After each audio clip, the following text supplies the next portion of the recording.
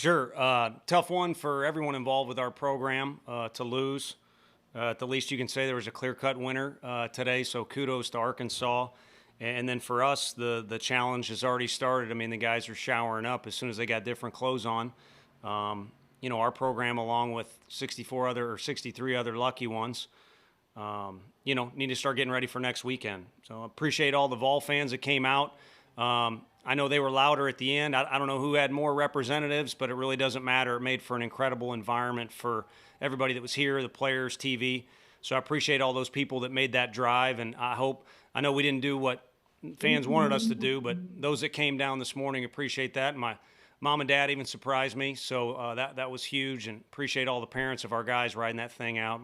My mom's a sweetheart, and she's everybody's favorite when she's out and about, probably because she didn't wash their mouths out with soap like I got. And then, anyone who knows my dad knows he's an OG, so I appreciate them as well as all the other parents sticking with our guys. It's my opinion, but I think baseball parents spend more money and more time being around, and hopefully no one hates me for saying that. That's the sport I coach, but it sure seems like that's the case. So certainly a lot of appreciation from that end.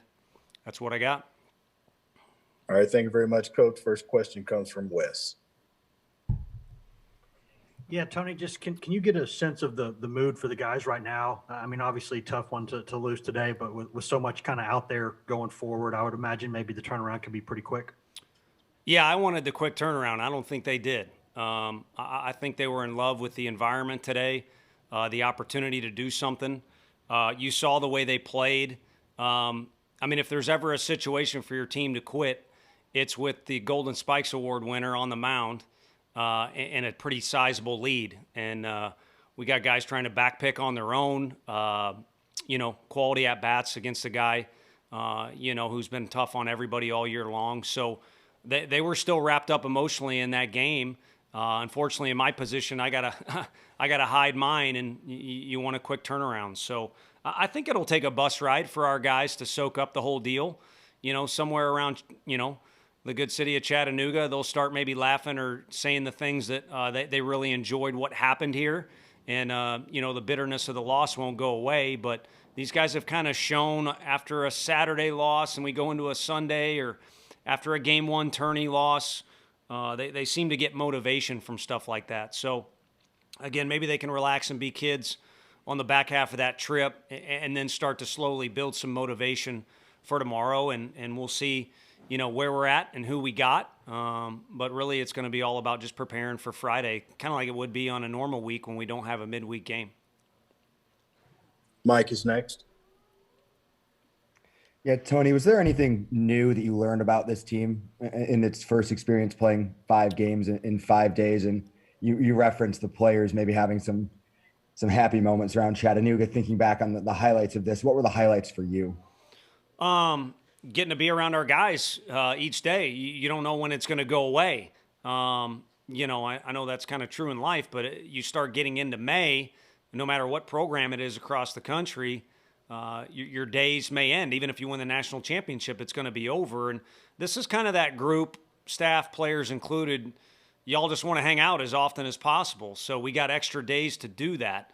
But more importantly, we got to see what we could do against, guys like Sims, Cops again. I could say a bunch of other names, and then compete against a Florida team that was on a pretty dang good run with what they've done and what they're capable of. I could go on and on. So there's an assortment of things that'll help us for next weekend and the program beyond. And the number one thing was today. Today's different. I told them, I warned them. I said, I'm going to try and keep my heart rate normal during that anthem, but you're going to want to run through a brick wall. And then that flyover happens that I forgot about.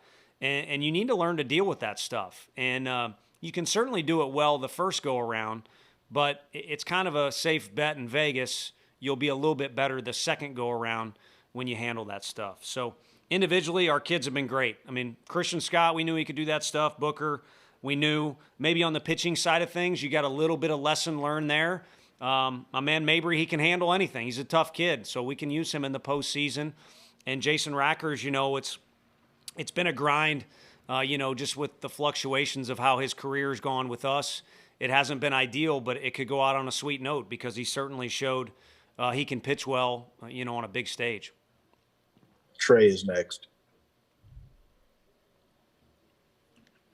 Hey, Tony, it was just announced that Camden Sewell, Connor Pavoloni, Luke Lipsius, and Mac Ferguson were all on the all-tournament team. What did you see out of those 4 guys this week? Second part of that question, too, the environment you saw today in Hoover, how much are you looking forward to that next weekend at home at the regional, and how does that play a factor? Sure.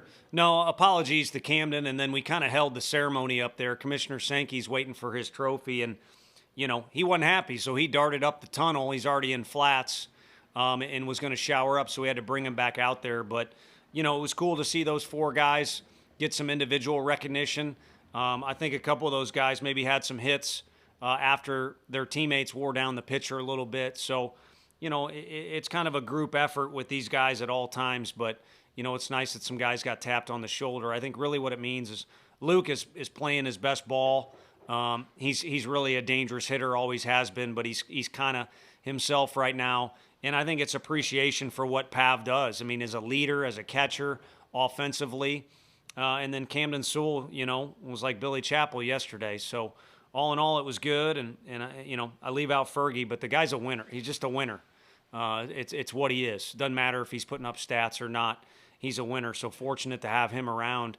And then, yeah, it kind of whets the appetite a little bit for what can come next weekend. But it'll be different. It's different when you're at home. And the good thing is, again, our guys have got a taste of it against a couple conference opponents and what Lindsey Nelson Stadium can be like. But I think it'll be even bigger. People will be tailgating. They'll add some seats. And it's why you fight all year long for, home field advantage. I mean, there's a number they put up on the, network that I was going to refer to. But bottom line is if you can win 15 games in this league, it is a hell of a year. If you can win 17, you're going to play at home like we will next weekend, I believe. Hey, Tony, real quick, I'd be remiss. Yeah, go ahead. We've got time for 2 more questions. Go ahead. Tony, do you feel like you guys deserve to be, and I don't know how you're going to answer this, but do you think you deserve to be the number 2 national seed coming out of this week? And Well, I think the guys feel like, that we did lose another conference series, but the guys feel like this is the best team in the country. They would have been the number 1 national seed, and even if they wouldn't have done anything here.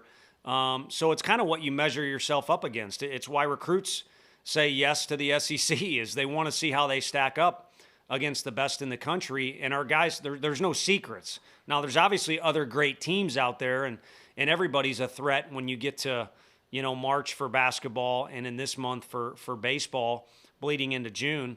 But I think you call it a ruler if you want, whatever measuring stick you need, they have exactly what, they needed. So it'll be from here on out. It'll be preparation, hopefully, that pays off for us. Ben is next. Yeah, Tony, are you kind of happy with how the week went in terms of not overtaxing guys going into regionals? I know today was kind of your first Johnny Holstaff game, but in general, are you pleased with where kind of the arms stand going into the next weekend? Yeah, I mean, 60 was the ish number with Will. Happy we got some guys some reps. So I just feel, Sean, I don't know if I'd have a job if it wasn't for Hundley. So I just kind of feel bad about that situation not working out the way it did.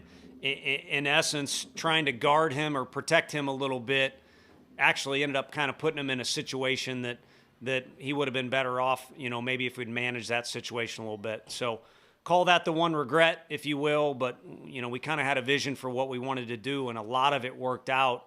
And also a lot of things came to the forefront of, okay, there are no question marks if this guy does this, if this guy starts, if we bring this guy in, can he do it? Can you come out of a difficult situation, in a regional? Those questions were answered a bit. I'm sorry, guys. We've got to get the coach out of here, get the players up. Coach, thank you for your time. All right. Appreciate y'all.